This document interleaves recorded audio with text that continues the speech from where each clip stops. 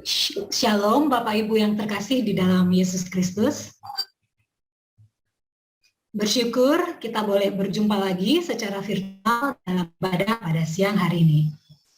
Apapun kondisi kita pada hari ini, berharap kita semua masih terus merasakan kasih setia Tuhan. Bersyukur Bapak Ibu sekalian, di Jumat pertama, di minggu pertama di bulan Agustus ini, kita boleh melihat kabar bahagia. Sepertinya salah satunya di antaranya adalah perolehan emas oleh tim ganda putri bulu tangkis Indonesia.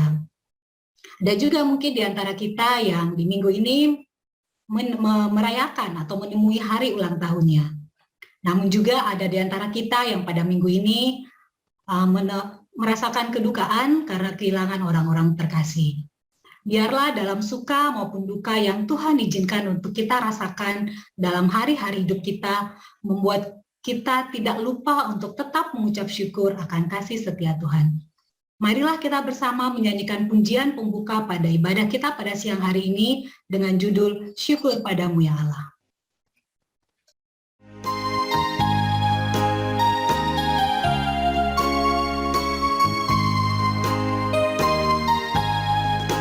Syukur padamu ya Allah atas segala rahmat-Mu. Syukur atas kecukupan dari kasih-Mu penuh. Syukur atas pekerjaan walau tubuh pun lemah. Syukur atas kasih sayang dari sanak dan teman.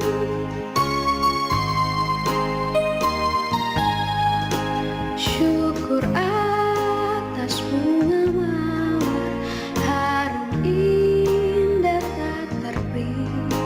Syukur atas awan hitam dan mentari berseri.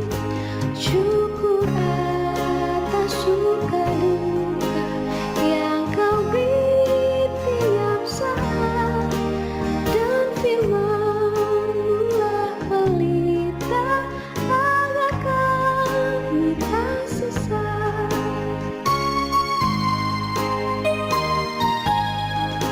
Syukur atas keluarga penuh kasih yang mesra. Syukur atas perhimpunan yang memberi sejahtera. Syukur atas kekuatan kala duka dan kesal. Syukur atas pengharapan kini dan selamanya.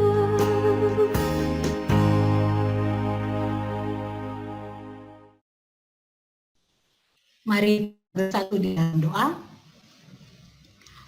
Ya Tuhan, Allah Bapa kami yang di surga, kembali kami datang ke depan hadirat-Mu seraya mengucapkan syukur untuk kasih setia-Mu, untuk penyertaan-Mu yang masih kami rasakan hingga saat ini. Kami bersyukur untuk sukacita dan juga duka cita yang Tuhan izinkan kami nikmati, kami jalani, kami alami di dalam hari-hari hidup kami, di dalam minggu-minggu ini. Biarlah melalui suka dan duka yang Tuhan izinkan kami nikmati, kami tetap mengucap syukur akan banyak hal yang banyak berkat yang masih Tuhan anugerahkan kepada kami. Pada kesempatan siang hari ini Tuhan, kami bersyukur kami boleh berkumpul untuk bersama beribadah. Mohon kiranya Tuhan memberkati ibadah ini Tuhan dari awal hingga akhir. Berkati rekan-rekan yang bertugas, berkati hamba-Mu yang akan membawakan khotbah, membagikan renungan bagi kami pada siang hari ini. Berkati juga kami semua yang sudah hadir pada siang hari ini. Mohon kiranya juga mengampuni segala dosa dan kesalahan kami. Inilah permohonan kami, hanya di dalam nama Tuhan Yesus Kristus kami naikkan doa ini. Amin. Bapak Ibu sekalian yang dikasihi oleh Yesus Kristus, mempersiapkan hati kita untuk mendengarkan firman Tuhan, kita akan nyanyikan lagu Ku Mau Seperti-Mu.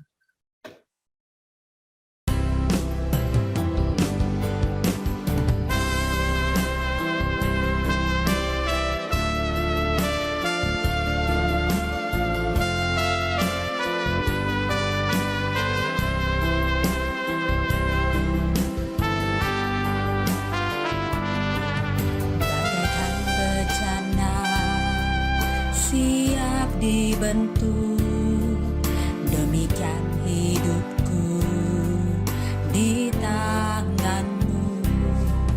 Dengan urapan kuasa Roh-Mu, ku dibaharui selalu. Jadikan ku Allah dalam rumah-Mu. Inilah hidupku di tangan-Mu. Bentuklah seturut kehendak-Mu, pakailah sesuai rencana-Mu. Ku mau seperti-Mu, Yesus, disempurnakan selalu dalam senap jalanku, memuliakan nama-Mu.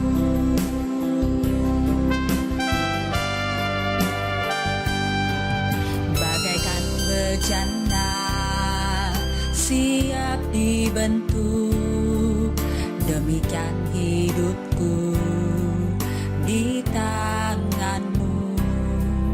Dengan urapan kuasa Roh-Mu, ku dibaharui selalu.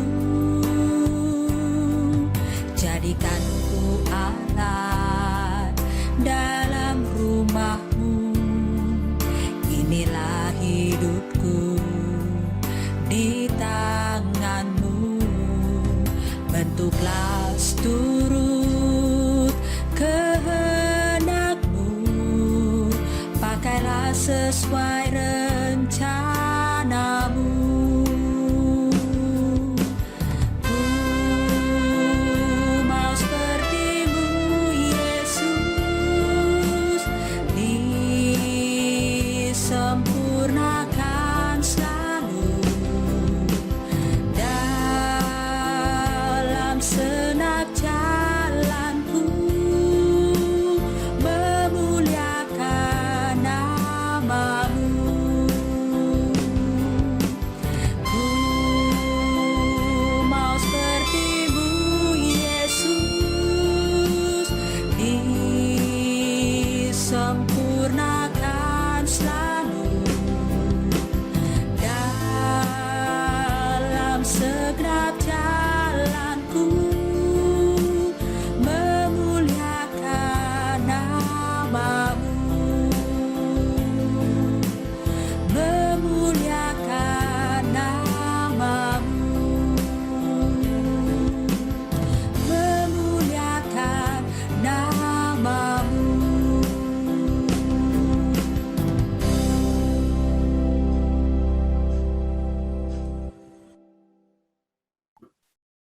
Kepada Bapak Mulyanto dipersilakan. Terima kasih Mbak Vita. Shalom Bapak Ibu yang dikasihi Tuhan. Shalom. Shalom. Tuhan, puji Tuhan, apa kabarnya kita semua? Puji Tuhan baik. Baik. Baik, Pak. Ya, tidak dapat dipungkiri dalam situasi saat ini kita banyak mengalami hal-hal yang mungkin tidak mengenakan ya. Mengalami hal-hal yang mungkin ya tidak nyaman karena dalam situasi kondisi COVID yang masih terus berlangsung ya sampai saat ini yang kalau kita lihat sudah setahun lebih ya, bahkan di bulan-bulan ini terjadi hal-hal yang lebih ketat lagi untuk kita melakukan PPKM. Dan mungkin dari rekan-rekan teman-teman kita juga banyak juga yang mengalami hal tersebut. Dan ini tentunya menjadi sesuatu yang tidak nyaman, sesuatu yang mendukakan kita, bahkan dari saudara-saudara kita juga ada yang sakit, terpapar.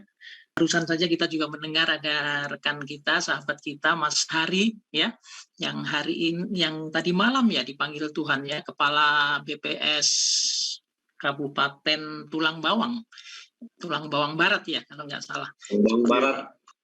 Ya, Tulang Barat. ini ada Pak Toga yang mantan dari Lampung yang sudah pergi ke Lampung. Seperti ini. Jadi itulah faktanya hidup ya. Ada satu tantangan dan pergumulan yang tidak dapat kita hindari, adalah kematian dan orang yang kita kasihi ya. Peristiwa kematian menantang kita untuk belajar ya, menerima kehendak Tuhan walaupun kenyataan hidup berbeda dengan keinginan kita. Ada salah satu contoh ya Bapak Ibu yang mungkin secara umum kita memandang tentang kematian itu kan sesuatu yang mendukakan kita dan itu sesuatu yang lumrah bagi kita. Bapak Ibu, mungkin topik dan tema yang akan kami sampaikan mungkin sedikit berbeda ya dengan topik, saya izin ya, topik tema yang sudah dijadwalkan ya. Jadi kami topiknya akan berikan tema bagaimana cara memandang kematian. Gitu ya, bagaimana cara memandang kematian, tentu referensinya dari firman Tuhan. Bapak Ibu sekalian, kematian adalah sesuatu yang bentar ini saya ya. Kematian adalah sesuatu yang pasti terjadi ya dan akan menimpa setiap manusia. Tidak pandang bulu ya, kematian bisa menimpa siapa saja. Ya, kematian tidak memandang ras, suku, bangsa, dan agama, tidak memandang pula strata sosial, apakah dia kaya atau miskin, bahkan umur sekalipun, ya, itu tidak dipandang oleh kematian. Artinya jangan kita berasumsi bahwa kalau kita berumur masih muda, gitu, kita akan jauh daripada kematian. Tidak juga seperti itu kan. Banyak fakta orang yang umurnya masih muda pun, kalau Tuhan sudah kehendaki dipanggil ya harus mengalami kematian. Kematian adalah sesuatu yang pasti akan terjadi dan tidak bisa terhindari ya Bapak Ibu. Tentu kalau itu sudah waktunya Tuhan. Apalagi dalam situasi dan kondisi seperti saat ini, di mana dunia sedang dilanda oleh adanya pandemi COVID yang sangat mewabah secara global, ya kita semakin disadarkan akan adanya bahaya kematian yang semakin mendekat. Dan ini mungkin dapat menghantui kita, sehingga bagi kebanyakan orang mungkin dapat menimbulkan kekhawatiran dan kecemasan. Ya, namun bagi kita orang percaya yang ada di dalam Kristus, ya, kematian bukanlah akhir dari segalanya. Kematian bagi orang yang ada di dalam Kristus adalah jembatan emas menuju kehidupan yang baru. Sekali lagi Bapak Ibu sekalian, kematian bagi orang yang ada di dalam Kristus bukan akhir dari segalanya ya, tetapi adalah jembatan emas menuju kehidupan yang baru. Ya. Kehidupan yang baru di tempat yang baru bersama Tuhan. Ya, kehidupan di tempat yang baru bersama Tuhan tentu tidak ada penderitaan lagi, tidak ada tetesan air mata atau sakit penyakit. Ya. Itulah sebabnya mengapa Rasul Paulus memandang kematian sebagai sesuatu yang berbeda dari kebanyakan pandangan orang pada umumnya, ya, terkait dengan kematian itu sendiri. Jadi aneh Bapak Ibu, menurut pandangan Paulus, ya, kematian itu menguntungkan. Nah, ini kan aneh ya, saya sendiri juga kaget kok kematian menguntungkan gitu. Tentu pandangan ini sangat bertolak belakang dengan pandangan orang pada umumnya. Sangat kontradiktif dengan cara pandang orang pada umumnya ya. Coba kita lihat di dalam Filipi ya, pasal 1 ayat 21. Mungkin bisa ditampilkan hostnya ya. Filipi 1 ayat 21. Bisa tolong? Kalau nggak bisa ya kami bacakan aja ya. Karena bagiku hidup adalah Kristus dan mati adalah keuntungan. Ya. Bapak Ibu udah sering lah, udah familiar mendengar ayat ini. Karena bagiku hidup adalah Kristus dan mati adalah keuntungan. Saya akan menggarisbawahi kalimat yang kedua. Mati adalah keuntungan. Jadi menurut Paulus mati adalah keuntungan. Gitu. Mengapa Paulus mempunyai cara pandang yang demikian? Ya karena Paulus tahu ya kepada siapa Paulus itu percaya dan kepada siapa ia berharap. Paulus yakin benar akan pengharapan apa yang akan ia peroleh setelah ia mati. Jadi Paulus itu yakin benar pengharapan apa yang akan ia peroleh setelah ia mati, yaitu akan adanya kebangkitan dari antara orang mati dan akan memperoleh hidup yang kekal bersama Tuhan. Itulah keyakinan Paulus. Makanya di dalam Injilnya Paulus pasti fokus pada pengajaran akan kebangkitan Kristus yang menjadi prototipe manusia sebagai bukti. Jadi manusia itu nanti akan dibangkitkan kembali gitu bersama Kristus, karena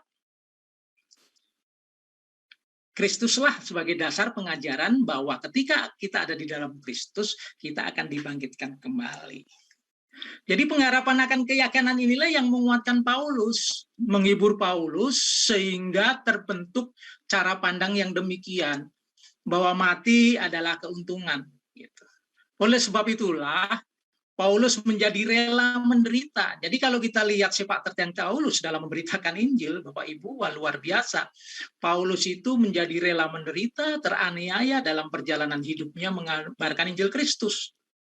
Dan itu tidak mudah, dan dia pun tidak gentar menghadapi apapun, sekalipun maut yang harus dihadapi. Jadi Bapak Ibu, kalau kita mau lihat sepak terjang Paulus, kita bisa baca nih ya di dalam 2 Korintus pasal 11. Ya, 2 Korintus pasal 11 ayat 23 sampai 27 ya.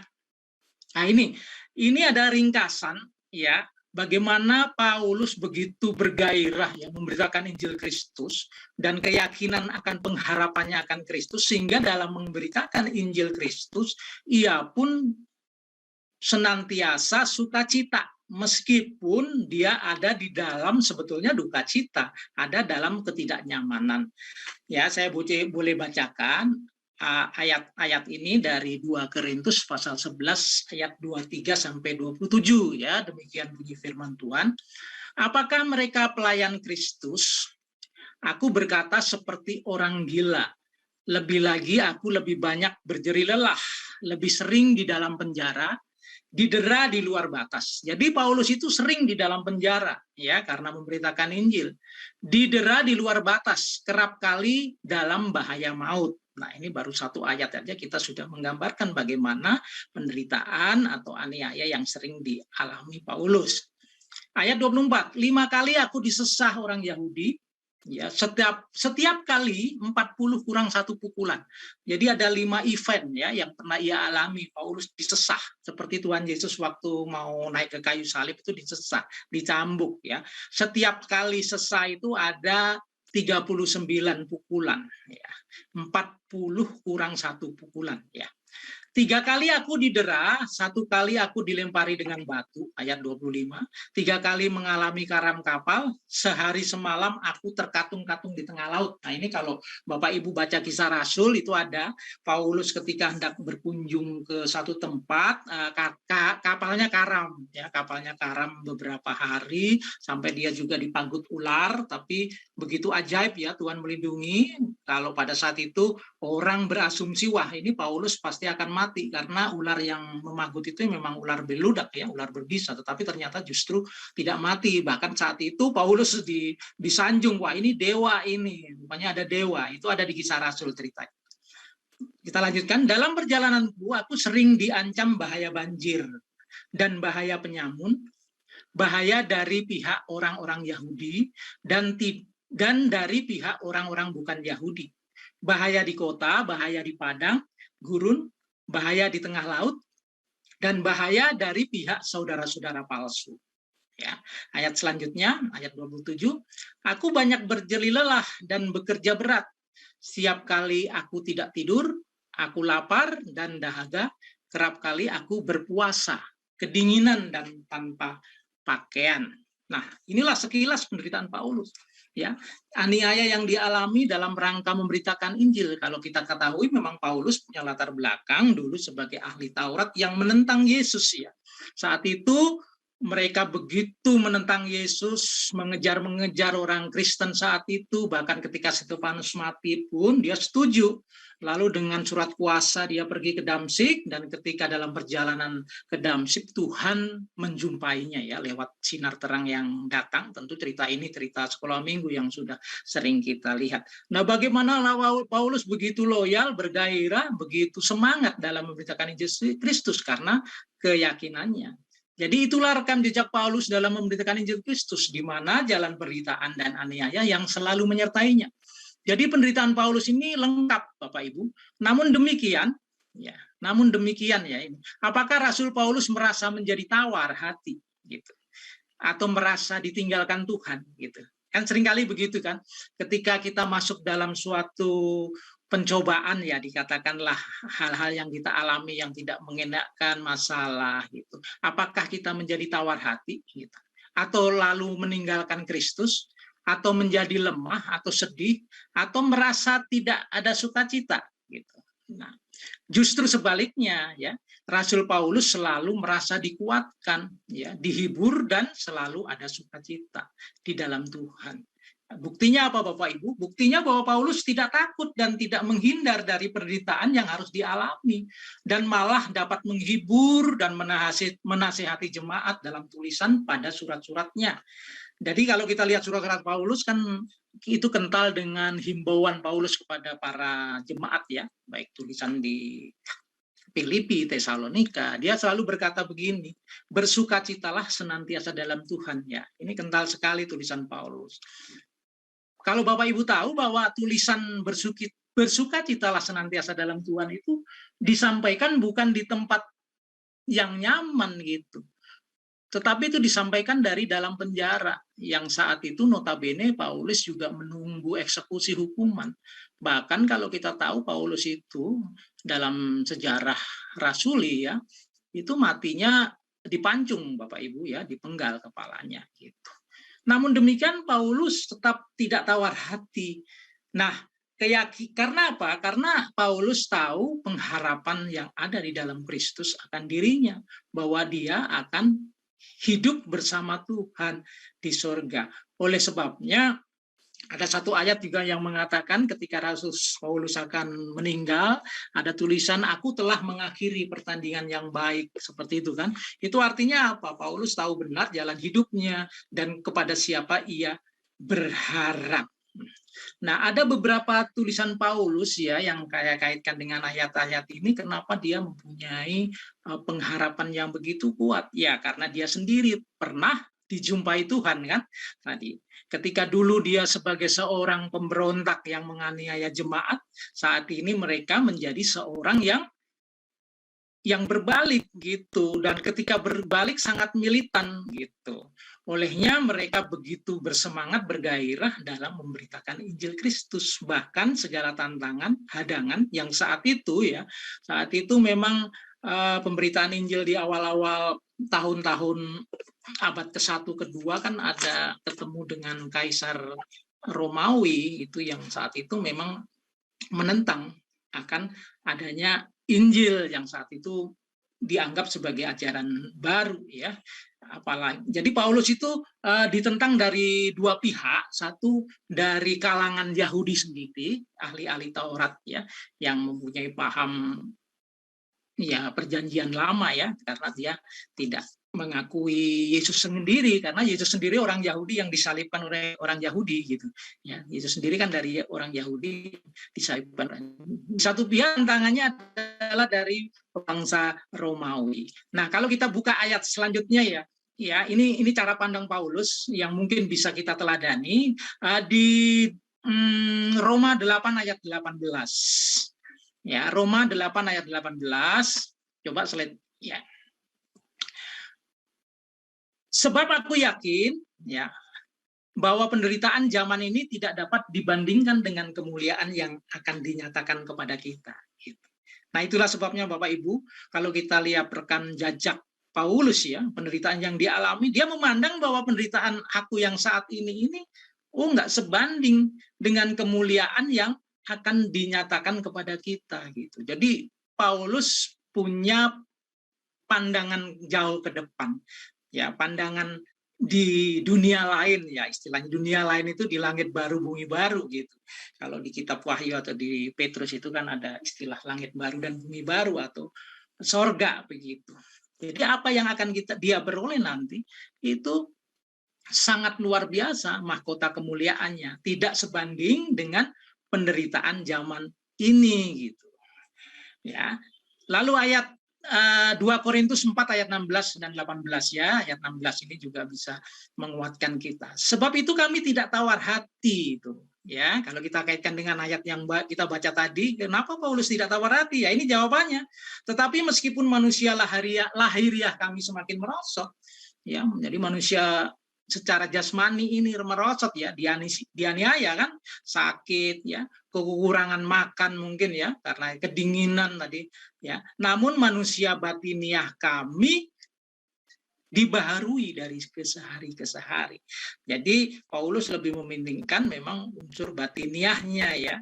Nah, terus ayat 17, sebab penderitaan ringan yang sekarang ini mengerjakan bagi kami kemuliaan kekal. Ya, yang melebihi segala-galanya, jauh lebih besar daripada penderitaan kami. Ya, ayat 18, sebab kami tidak memperhatikan yang kelihatan, melainkan yang tidak kelihatan. Ya, karena yang tidak kelihatan adalah sementara, sedangkan yang tak kelihatan adalah kekal. Ya, itulah Bapak Ibu sekalian ya, mungkin yang bisa kami bagikan bersama ya dari ayat-ayat firman Tuhan yang mungkin bisa menghibur kekuatan kita atau memandang sesuatu hal yang tidak mengenakan. Kalau tadi contohnya malah memandang kematian ya, terlalu ekstrim ya. Ya, terlalu ekstrim karena kejadian kematian itu adalah kejadian yang paling ekstrim yang menimbulkan duka cita ya kalau kita ukur dari segala kejadian yang mungkin dialami hidup kita. Lalu pertanyaannya bagaimana dengan sikap kita ya dalam menghadapi ya tadi ya mungkin masalah atau kalau konteksnya tadi kan kita membahasnya adalah kematian ya. Ya sebagai orang yang percaya kepada Kristus ya tentunya kita harus dapat belajar dan meneladani Paulus untuk senantiasa kuat ya, untuk senantiasa tetap bersuka di dalam Tuhan sekalipun menghadapi sesuatu yang mungkin tidak nyaman atau mengenakkan kita. Dalam hal ini orang yang kita kasihi telah dahulu dipanggil Tuhan misalnya ya, yang saat ini kan sering kita dengar ya dari saudara-saudara kita ya karena kejadian yang luar biasa setahun terakhir ini ya seringkali mendengar hal-hal yang mungkin mendukakan. Tentu ini didasarkan karena keyakinan kita ya akan pengharapan kita akan janji Tuhan bagi orang yang percaya ya. Nah, janji Tuhan bagi orang yang percaya ya tentang kematian ya. Ini ada di dalam 2 Korintus 5 ayat 1 lanjut ya. Ini sebetulnya ayat kelanjutan ya, kelanjutan dari yang kita baca tadi. Bunyinya seperti ini. Karena kami tahu bahwa jika kemah tempat kediaman kita di bumi ini dibongkar, Allah telah menyediakan suatu tempat kediaman di sorga bagi kita. Nah, ini luar biasa Bapak Ibu. Janji bagi kita orang yang percaya di dalam Tuhan. Ya, suatu tempat kediaman yang kekal yang tidak dibuat oleh tangan manusia. Ya, tentu di sana tidak ada tetesan air mata, tidak ada penderitaan karena kita bersama Tuhan. Oleh sebab itu, dengan janji dan pengharapan seperti ini kita semakin menguatkan diri kita ya untuk senantiasa ada di dalam jalan Tuhan. Ya, biarlah situasi, kondisi yang saat ini ya mungkin tidak mengenakkan, tidak nyaman ya, itu mempunyai dampak positif buat kita untuk semakin mendekatkan diri kepada Tuhan. Jadi maksud dari kemah tempat kediaman kita di bumi adalah bukan rumah fisik kita ya ini, tapi tubuh fisik jasmani kita, yaitu di mana roh mendiami tubuh kita. Dibongkar artinya roh kita diambil Tuhan atau masuk dalam kematian. Jadi konteks ayat ini sebetulnya muncul dari rangkaian ayat-ayat yang tadi. Lalu ada satu ayat lagi ya, ini juga memberikan kekuatan kepada kita ya, bagaimana sikap menghadapi misalnya ada kedukaan terkait kematian. Di 1 Tesalonika 4 ya ayat 13 dan 14. Demikian firman Tuhan. Selanjutnya kami tidak mau, saudara-saudara, bahwa kamu tidak mengetahui tentang mereka yang meninggal. Supaya kamu jangan berduka cita seperti orang-orang lain yang tidak mempunyai pengharapan. Kami bilang, selanjutnya kami tidak mau, saudara-saudara, bahwa kamu tidak mengetahui tentang mereka yang meninggal. Supaya kamu jangan berduka cita seperti orang lain yang tidak mempunyai pengharapan. Jadi kalau orang lain tentu tidak punya pengharapan. Kalau kita punya pengharapan terkait apa? Karena jikalau kita percaya bahwa Yesus telah mati dan telah bangkit, maka kita percaya juga bahwa mereka yang telah meninggal dalam Yesus akan dikumpulkan Allah bersama-sama dengan Dia. Nah, inilah penghiburan kita. Kalau misalnya ada rekan kita, ada famili kita, bahkan sekalipun ya, mungkin yang lebih dahulu dipanggil Tuhan, ya, biarlah kita tetap kuat, tetap terhibur karena janji-janji firman Tuhan ini. Secara manusiawi mungkin wajar ya kita ya sesaat lah boleh berduka, tetapi mungkin tidak berlarut terus. Dengan mengingat ayat-ayat ini ya, mungkin menjadikan kita semakin yakin bahwa memang dunia ini bukan rumah kita. Jadi rumah kita yang sesungguhnya itu ya di sorga ya, atau di langit baru bumi yang baru. Itu yang sesungguhnya. Kita di sini kan hanya transit. Jadi keberadaan manusia di dunia ini kan akibat kita, kalau sejarahnya ya maaf Ibu bukan mengajari ya, tapi apa yang kami pahami saat itu memang Adam dan Hawa ini kan dirancang untuk memerintah di bumi ini, tetapi karena dosa ya, pelanggaran terkait ketidaktaatan Adam dan Hawa, maka menimbulkan kematian. Karena ada ayat yang berkata di kitab Kejadian itu kan berkata begini, jadi saat engkau memakannya maka engkau akan mati gitu. Artinya kalau tidak memakan tidak akan mati. Jadi rancangan Allah semula itu untuk manusia bukan untuk mati ya. Jadi kematian itu ada karena pelanggaran dari nenek moyang kita atau manusia pertama kita Adam dan Hawa.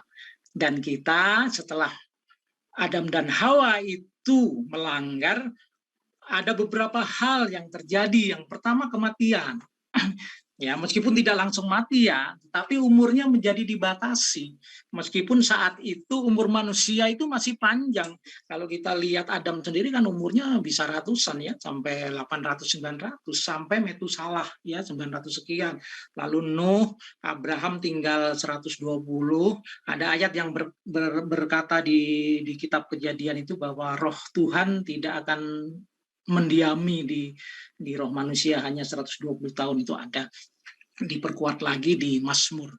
Jadi kematian itu sebetulnya bukan rancangan awal Tuhan ya, itu karena akibat dari dosa pelanggaran Adam. Namun Tuhan menyediakan janji tadi, janjinya untuk menyelamatkan. Olehnya Tuhan Yesus datang ke dunia ya dalam rupa manusia untuk menebus manusia lewat korban di atas kayu salib. Jadi setiap orang yang percaya dan hidup di dalamnya punya janji kebangkitan. Seperti Tuhan Yesus sendiri sudah menjadikan contoh ya, dia mampu bangkit ya dari kematian, artinya maut dikalahkan. Dan olehnya kita yang ada di dalam Dia pun akan punya janji kebangkitan untuk kita bersama-sama Tuhan ya, mengenakan tubuh kemuliaan yang Tuhan sendiri juga sudah kenakan ketika Tuhan Yesus bangkit. Jadi janji kehidupan, janji tentang sorga itu banyak sekali di dalam kitab kita ya, di Injil, seperti di dalam Yohanes 14 ayat 1-2 itu juga mengatakan jangan gelisah hatimu ya, aku pergi menyediakan tempat bagimu. Di rumah Bapakku banyak tempat tinggal. Jadi kita tidak usah baca ayatnya, tapi kurang lebih gitu. Di rumah Bapakku banyak tempat tinggal, aku pergi ke situ untuk menyediakan tempat bagimu, dan kalau aku sudah menyediakan tempat bagimu, aku akan datang kembali. Itu adalah janji Tuhan, bahwa memang Tuhan sangat concern ya, sangat bergairah sekali untuk kita. Itu tinggal bersama Dia. Nah, masalahnya apakah kita mau tinggal bersama Tuhan? Ya, tentu jawaban kita akan mau, tetapi faktanya hidup kita kan seringkali, hidup saya sendiri tidak mencerminkan bahwa kehidupan saya itu ingin tinggal bersama Tuhan. Lewat apa? Lewat aktivitas sehari-hari kita masih sering melakukan hal-hal yang mungkin tidak berkenan pada Tuhan ya. Masih sering melakukan sesuatu yang tidak sesuai kehendak dan perintahnya. Oleh sebab itu, biarlah kita bersama-sama belajar di sini untuk kita mengerti bahwa kita punya pengharapan yang pasti, Tuhan memberikan kekuatan kepada kita yang pasti untuk kita selalu hidup di dalam Tuhan di tengah situasi saat ini ya, yang kita banyak mendengar kabar yang tidak mengenakan semuanya. Biar itu kita ambil nilai positifnya untuk kita semakin mendekatkan diri kepada Tuhan Yesus. Terima kasih. Sebelum mari kita satu di dalam doa, biarlah firman Tuhan yang kami sampaikan ini boleh bisa menghibur, menguatkan, dan semakin menambah keyakinan kita akan pengharapan, kepastian, keselamatan kita di dalam Yesus Kristus. Kita satu dalam doa. Bapa kami yang di sorga, kami bersyukur pada siang hari ini kami bisa berkumpul bersama-sama bersama Bapak Ibu sekalian yang berasal dari tempat-tempat yang berbeda di seluruh Indonesia lewat pertemuan virtual pada siang hari ini. Kami percaya kalau kami masih bisa hadir melalui pertemuan virtual ini juga kasih anugerah-Mu. Siapakah kami Tuhan? Kami bukan apa-apa dan kami bukan siapa-siapa tanpa Tuhan. Oleh sebab itu Tuhan Yesus, apa yang Engkau sudah berikan kepada kami, kekuatan dan kasih karunia, biar bisa kami kobarkan untuk kami manifestasikan dalam wujud perilaku, sikap hati kami di kehidupan kami, di keluarga, di masyarakat, di kantor, apapun. Biar kami menjadi terang dan berkat-Mu, dan nama Tuhan boleh disukakan dan dipermuliakan. Terima kasih buat firman-Mu, dan apa yang Tuhan boleh sampaikan lewat kami, bahwa di dalam Tuhan ada pengharapan, ada kekuatan ketika kami menghadapi segala kesulitan, pencobaan, bahkan kedukaan sekalipun. Biar cara pandang kami seperti yang diteladankan Paulus ketika mereka boleh mengalami aniaya, penderitaan yang luar biasa dalam masa hidupnya.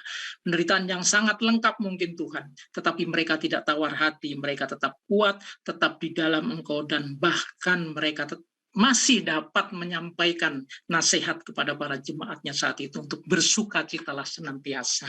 Sekalipun saat itu kami tahu itu disampaikan di dalam penjara, di tempat yang tidak nyaman, dan mereka harus menghadapi eksekusi maut, yaitu seperti yang kami tahu dalam sejarah bahwa Paulus meninggal atas izin-Mu Tuhan di Pancung. Tetapi begitu yakin Paulus akan pengharapan masuk dan tinggal di dalam Tuhan, masuk dalam kerajaan surga.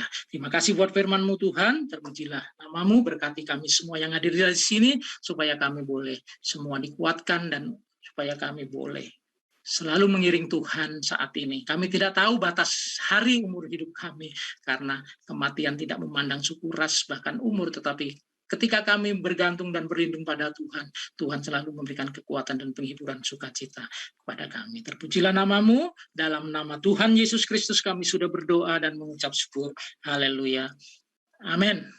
Ya, saya kembalikan lagi Mbak Vita ya. Terima kasih. Ya. Terima kasih Pak Mulyanto untuk firman Tuhan yang telah dibagikan kepada kita pada siang hari ini. Bapak, selanjutnya Bapak Ibu yang terkasih, kita akan mendengarkan warta yang dibawakan oleh pengurus. Kepada pengurus dipersilakan. Baik, terima kasih. Shalom Bapak Ibu. Shalom. Puji nama Tuhan, hari ini kita sudah beribadah. Terima kasih kami haturkan kepada Bapak Mulyanto yang siap sedia untuk menyampaikan sharing firman bagi kita semua. Atas nama pengurus kami juga mengucapkan terima kasih untuk MC yang bertugas hari ini, Kak Vita Kristiani dari BPS NTT, dan juga seluruh tim yang terlibat, ada tim multimedia, tim kerohanian, dan juga teman-teman yang bekerja di balik layar semuanya. Kiranya Tuhan memberkati kita semua. Siang hari ini kami atas nama pengurus juga mengucapkan turut berduka cita atas wafatnya ibunda dari Ibu Francisca Bonita dari BPS RI kemarin pada tanggal 30 Juli 2021 di Magelang. Dan kami keluarga besar PDBPS juga mengucapkan turut berduka cita sedalam-dalamnya atas kepergian Bapak Hari Nugroho dari BPS Kabupaten Tulang Bawang Barat, Lampung pada tanggal 5 Agustus 2021 kemarin ya. Kami juga mengucapkan terima kasih untuk rekan-rekan BPS, khususnya saudara-saudara seiman yang ada di Lampung, juga teman-teman BPS Pusat yang sudah membantu, terutama Kak Teres Parwati yang sudah membantu menghubungkan dengan Satgas COVID DKI Jakarta. Doa kami, seluruh keluarga besar yang ditinggalkan dapat diberikan penghiburan dan juga kekuatan oleh Bapak di surga. Ya, Bapak Ibu, pengumuman yang selanjutnya adalah mengenai kehadiran pada minggu lalu dalam ibadah PD minggu lalu, tanggal 30 Juli 2021, ada sebanyak 93 orang yang mengikuti ibadah melalui Zoom, dan juga ada 13 orang yang mengikuti melalui YouTube. Puji nama Tuhan, biarlah semakin hari kita semakin rindu untuk bersekutu bersama-sama saudara seiman dari seluruh Indonesia. Kami juga memperoleh banyak kabar sukacita, ada kesembuhan dari banyak keluarga PDBPS yang sudah terpapar COVID. Di antaranya ada keluarga Ibu Elis, ada ibunda dari Pak Siswo, orang tua dari Pak Amos, keluarga Ibu Desriawati, keluarga Bu Tarida yang sudah disembuhkan. Ini kita percaya bahwa doa orang benar itu besar kuasanya. Mari kita terus satukan hati, kita terus mendukung doa saudara-saudara kita yang saat ini sedang sakit. Siang hari ini kami juga mengucap bersyukur karena hadir di tengah-tengah kita Bapak Dumangar Hutauruk yang memasuki masa purna bakti per 1 Agustus 2021 kemarin. Atas nama pengurus kami mengucapkan selamat memasuki masa purna bakti ya Pak. Kiranya Bapak senantiasa sehat, penuh sukacita dan juga. Ya, pengumuman selanjutnya Bapak Ibu, dalam rangka menyambut HUT kemerdekaan RI yang ke-76, kita akan mengadakan ibadah spesial tanggal 20 Agustus. Itu minggu ketiga. Kami dari pengurus memohon partisipasi warga PD di seluruh Indonesia boleh mengirimkan video berdurasi 5 menit. Video tersebut boleh berupa pujian, boleh berupa puisi, atau operet singkat, dan lain-lain. Ya, bisa dilihat pada flyer yang ditampilkan di layar Bapak Ibu, tema untuk ibadah tanggal 20 nanti adalah What Can I Do for Indonesia? Atau apa yang dapat saya lakukan buat Indonesia? Jika Bapak Ibu dari Persekutuan Doa Provinsi-Provinsi akan mengirimkan video, boleh dikirimkan ke saya atau Saudara Simon Siagian, atau pengurus yang lain. Kami tunggu sampai tanggal 18 Agustus, yaitu hari Rabu ya, H-2. Selanjutnya untuk ibadah tanggal 20, 2 minggu lagi itu, kita akan menggunakan dress code dengan nuansa merah putih. Boleh berupa masker, boleh berupa ikat kepala, boleh berupa pakaiannya, terserah. Ya, itu untuk ibadah tanggal 20. Selanjutnya, mengenai persembahan. Ibu jemaat dapat memberikan persembahan melalui rekening Persekutuan Doa BPS atas nama Ibu Dewi Rismaya Marpaung, nomor rekening, atau juga dapat menyerahkan dalam bentuk OVO, transfer OVO, pada nomor yang juga ditampilkan di layar. Dan persembahan pada ibadah minggu yang lalu pada tanggal 30 Juli adalah sebesar 935.000. Terima kasih atas partisipasi. Persembahan yang kita berikan dapat dipakai untuk kemuliaan Allah. Yang terakhir, kami atas nama pengurus juga mengucapkan selamat ulang tahun bagi Bapak Ibu keluarga besar Persekutuan Doa di seluruh Indonesia yang pekan ini berulang tahun. Nama-namanya dapat dibaca. Kiranya Tuhan tambahkan terus usia bagi Bapak Ibu yang berulang tahun.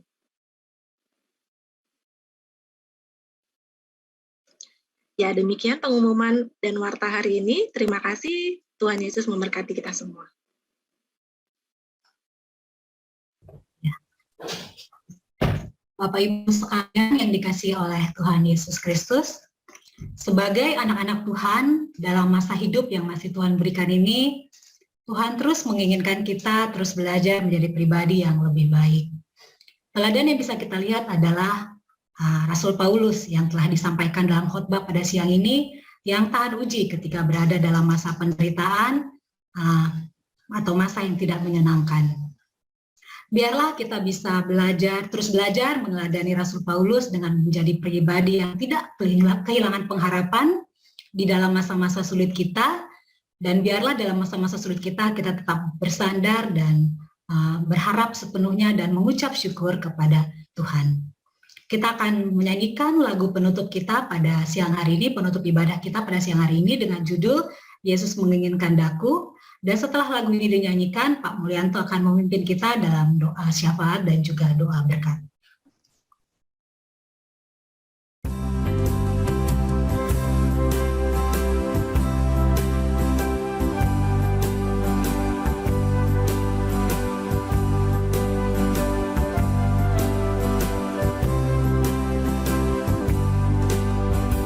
Yesus menginginkan daku bersinar baginya, dimanapun ku berada, ku mengenangkannya. Bersinar, bersinar, itulah kehendak Yesus. Bersinar, bersinar, aku bersinar terus. Aku ingin bersinar dan melayaninya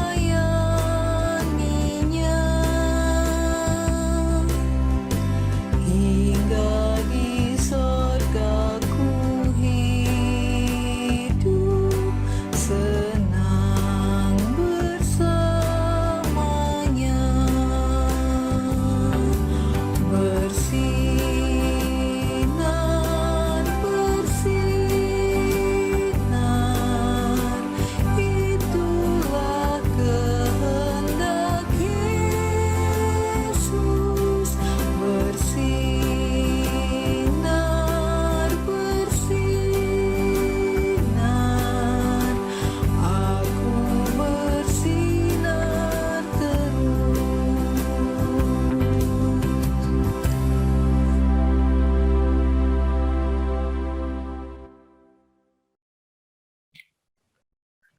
Kepada Pak Mulyanto, dipersilakan. Ya. Baik Bapak Ibu yang dikasihi Tuhan, mari kita tundukkan kepala, kita naikkan pokok doa syafaat, dan kita akhiri ibadah kita pada siang hari ini. Kiranya apa yang kita boleh lakukan pada siang hari ini diberkati oleh Tuhan dan menyenangkan hati Tuhan. Kita satu dalam doa. Bapa kami di dalam surga, Bapa yang kami kenal di dalam nama Tuhan Yesus Kristus, junjungan kami yang maha mulia, kami bersyukur kalau kami sudah sampai pada akhir ibadah pada siang hari ini. Tuhan sudah memimpin kami dari awal pertengahan hingga akhirnya, dan kami juga boleh mendengarkan firman-Mu.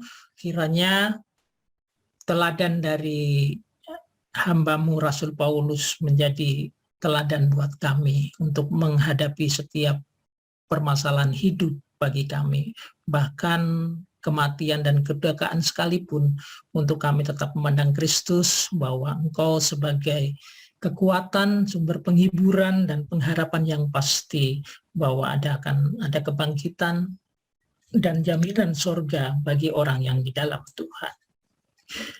Kami bersatu hati dengan kami semua yang hadir melalui firman Zoom ini menyampaikan doa syafaat kepada Tuhan Yesus untuk bangsa dan negara kami. Kami menyerahkan pemerintahan kami, Bapak Jokowi, jajaran para kabinet, para pemerintah daerah tingkat 1, 2, sampai jajarannya Tuhan,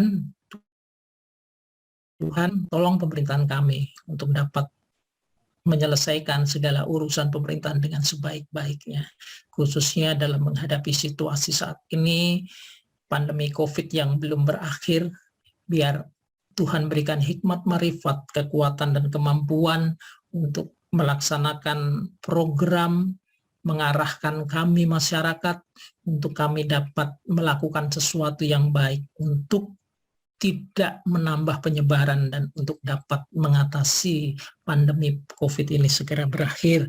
Kami berdoa juga untuk jajaran para medis yang ada di garda ke depan dalam menangani masalah ini. Kami tahu Tuhan, ini tugas yang berat bagi mereka yang harus menghadapi langsung, harus mengatasi langsung. Tuhan berikan kekuatan, Tuhan berikan hikmat, kesehatan untuk mampu mengatasi, untuk mampu menangani, mencari jalan keluar setiap masalah di rumah sakit ini yang mungkin kekurangan tempat, kekurangan tabung oksigen, dan lain-lain. Tuhan, kami menyerahkan. Tuhan, tolong kami. Tuhan berikan kemampuan dan Tuhan buka jalan untuk ini, agar semua dapat teratasi dengan baik. Belas kasih-Mu juga tercurah Tuhan, agar kondisi negara kami cepat pulih, baik pemulihan pandemi maupun yang berdampak pada pemulihan ekonomi semakin membaik. Kami berdoa untuk BPS, Tuhan Yesus, untuk pemimpin kami, Bapak Kepala BPS, Pak Margo, dan jajaran di bawahnya. Kami serahkan dalam tangan Tuhan. Meskipun di tengah pandemi ini program dan kegiatan BPS harus terlaksana tanpa mengurangi kualitas data, oleh sebab Tuhan berikan kemampuan kami semua yang bekerja di BPS untuk tetap berkinerja secara baik, supaya kami dapat menghasilkan data-data yang berguna bagi para user, khususnya pemerintah, sehingga dapat untuk mengambil evaluasi, monitoring, dan pengambilan keputusan yang tepat untuk negara kami. Bapak Surgawi, kami saat ini juga teringat dan berdoa untuk sahabat kami, orang tua dari Ibu Bonita yang Tuhan sudah panggil Tuhan, juga untuk Bapak Hari Nugroho yang tadi malam kami dengar berita dipanggil oleh Tuhan, menghadap Tuhan terlebih dahulu. Tuhan, biar kami serahkan juga keluarga yang ditinggalkan. Tuhan berikan kekuatan dan penghiburan. Kami percaya bahwa setiap anak-anak-Mu yang ada di dalam Tuhan, kami yakin akan kepastian jaminan keselamatan surga yang Tuhan sudah sediakan bagi kami. Tuhan, kami juga saat ini berdoa untuk kesembuhan ya, dari saudara-saudara kami, warga Kristiani kami yang sedang ada dalam kelemahan tubuh, sakit penyakit. Kami turut merasa sepenanggungan Tuhan. Oleh sebab itu, izinkan kami, kalau kami beroleh kasih karunia Tuhan, untuk menyampaikan doa agar Tuhan angkat penyakit dan berikan kesembuhan. Berdoa untuk Bapak Boy Gideon Ginting, Ibu Dewi Risma Yamar Paung, Bapak Darwis Sitorus, Ibu Rosalia Rabu, Ibu Lenawati Tindaun, Bapak Harrison, Ibu Adena Netera, Bapak Tomotar dan istri, Ibu Marlise Simamora, Ibu Bonita dan keluarga, Bapak Edison Marurung dan Ibu Erna, Ibu Harmawanti, Ibu Herlina, Ibu Dia, istri dari Bapak Bagindo, juga mungkin ada yang lain yang tidak kami sebutkan. Mereka dalam kelemahan tubuh dan ada dalam sakit penyakit yang Tuhan kami tahu juga Tuhan izinkan. Biar Tuhan boleh angkat penyakitnya, Tuhan berikan kesembuhan. Setiap sarana prasarana yang dia lakukan, baik pengobatan medis ataupun apapun, Tuhan berkati sehingga mereka boleh pulih dan sehat kembali. Kami juga tidak lupa Tuhan, kami berdoa untuk bagi saudara-saudara kami yang bersuka cita pada hari-hari ini atau di minggu ini yang sempat berulang tahun. Kami bersuka cita atas tambahan umur yang Tuhan Yesus berikan. Setiap tambahan umur mengingatkan kami akan menghitung hari-hari apa yang Tuhan sudah berikan kepada kami. Betapa baiknya Tuhan. Oleh sebab itu biar kami boleh sadari untuk kami semakin mengingat Tuhan bahwa sebetulnya kami bukan siapa-siapa dan kami bukan apa-apa. Setiap hari yang kami lewati, pagi, siang, sore, hingga malam, kembali kami tidur dan kembali ke pagi. Itulah hari yang kami lewati dan itu anugerah-Mu untuk kami isi, untuk kami selalu mengasihi Tuhan dan berkenan kepada Tuhan. Pada akhirnya kami berdoa juga buat persembahan yang sudah dikumpulkan, apa yang boleh ditaruh oleh para jemaat ataupun yang hadir di sini melalui persembahan yang dikirimkan nanti, Tuhan berkati agar ini semua boleh berguna bagi pelayanan pekerjaan-Mu, khususnya di Persekutuan Doa BPS. Terima kasih Bapak Surgawi, Engkau sudah mendengarkan doa kami. Baik, kita semua akan mengakhiri ibadah ini. Kita satukan hati kami.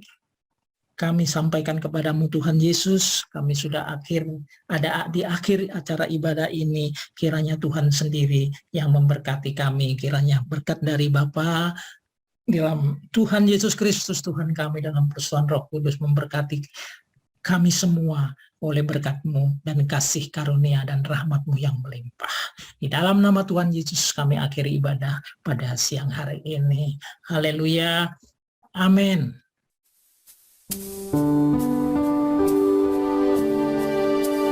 Bapa, terima kasih.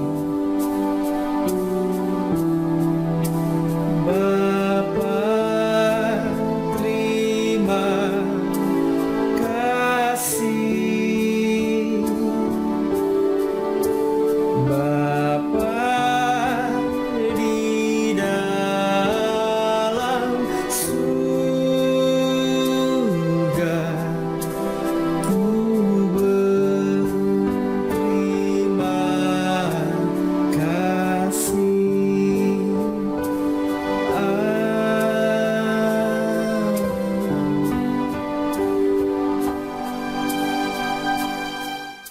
Terima kasih Pak Mulyanto dan juga terima kasih Bapak Ibu sekalian.